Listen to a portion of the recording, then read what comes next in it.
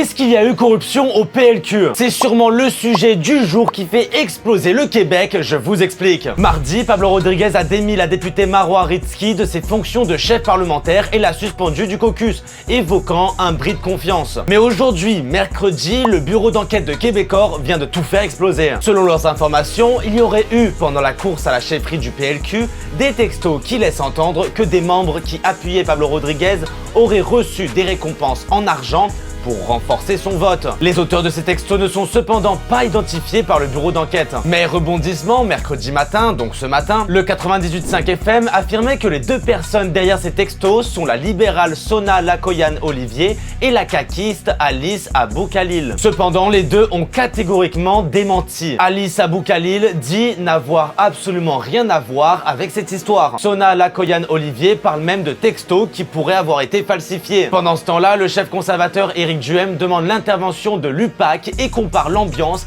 à un retour aux années de la commission Charbonneau. Et si vous savez pas c'est quoi la commission Charbonneau, faites un petit tour sur Wikipédia. Et Pablo Rodriguez dans tout ça. En point de presse dans le 514, il s'est défendu disant n'avoir rien à se reprocher et rien à cacher. Il remet en question l'authenticité des messages et demande même au bureau d'enquête de dévoiler les noms. Donc ça nous revient à notre question, est-ce qu'il y a eu de la corruption dans le PLQ? Dans ce qui est sorti pour l'instant, ce ne sont que des allégations, des messages anonymes, des démentis très fermes, fait qu'on peut pas dire qu'il y a eu corruption. Bon, ce que je veux dire, c'est qu'avec les faits actuels, avec ce qu'on a présentement, il serait avant-gardiste et erroné de dire qu'il y a eu de la corruption. Mais c'est pratiquement certain qu'il y aura des développements dans cette affaire. Évidemment, abonnez-vous au compte, je vous tiens au courant. Matteo Micheli pour 14 Info.